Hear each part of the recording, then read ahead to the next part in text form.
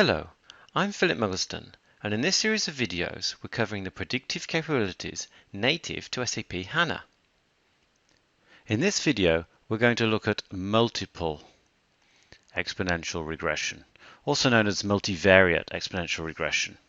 And this, as we saw with linear regression, which can also be single, bivariate or multivariate. The difference is we have more than one explanatory variable.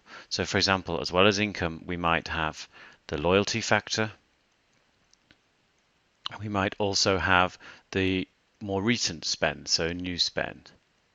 And we could use the combination of these three explanatory variables to allow us to forecast and predict what the value of overall spend would be in the future.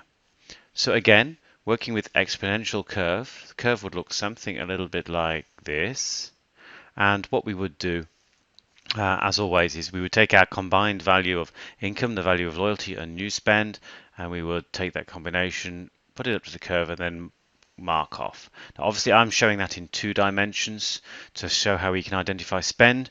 Obviously, that's done mathematically in multiple dimensions. So even though I can't show 4 dimensions here very easily, mathematically and statistically, that works absolutely well.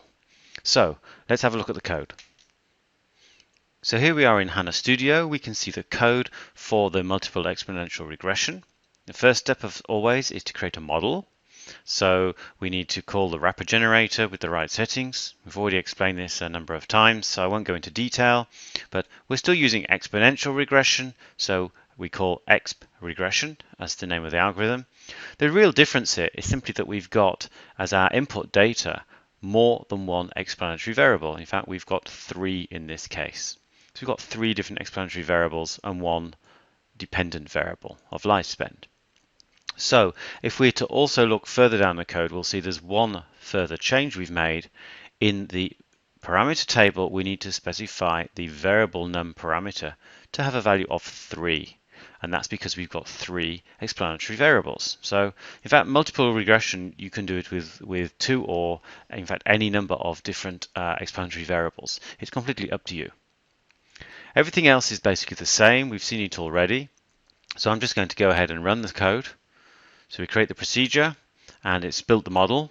And if I now refresh our list of tables, we'll see we've got the coefficient and the significance tables as always.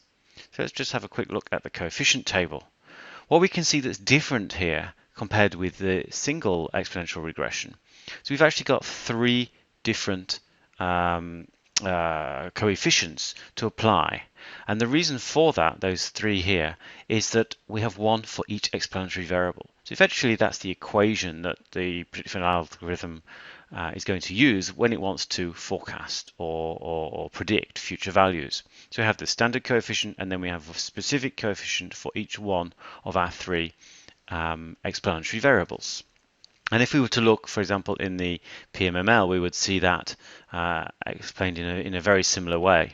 So actually the PMML version, which we could then use with other software, it gives us the names of the variables which we're using, explains to us what's what life spend is the one that's predicted. So this is using standard PMML format.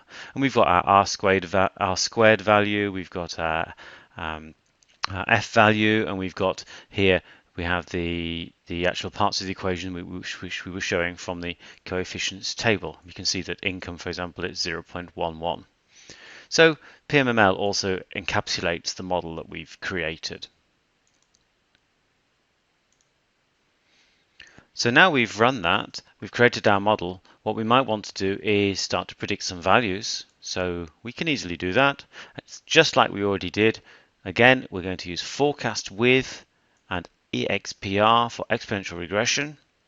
The input and the table types are the same as always, except here we've got 3 input columns, 3 variables, 3 explanatory variables that we need to create for each ID. And it's by using all 3 of those that the model will then determine what the value for lifetime spend would be. Again, I've created a view to allow us to look at the predicted results. This is really a simple view. I didn't explain it in much detail before, but basically it goes and pulls the original data and adds to it, effectively appends to it, the predicted data.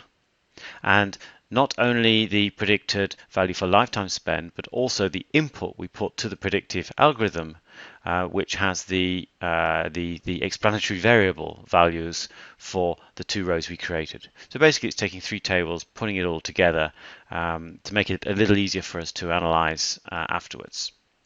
And then in our example here, again, we're going to create 2 new rows. So we're going to put these into the regression prediction predict table. That can be any table we want with an ID, and then the values for income, loyalty, and new spend. Again, that's what we then join into our view so that we can view that in the context of the lifetime spend that gets predicted by the algorithm.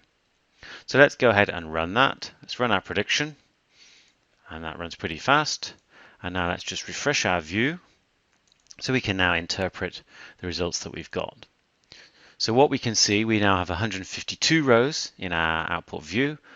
We've got the 4 columns with life spend being the dependent variable. We can see we've got a value filled in for customers 151 and 152, which are the 2 we asked to be predicted. So we have a value of 5 and 11.3 based on the combination of income, loyalty, and new spend that we provided. And as always, we can go and analyze that and see it in the context of the data. So that's it for multiple exponential regression.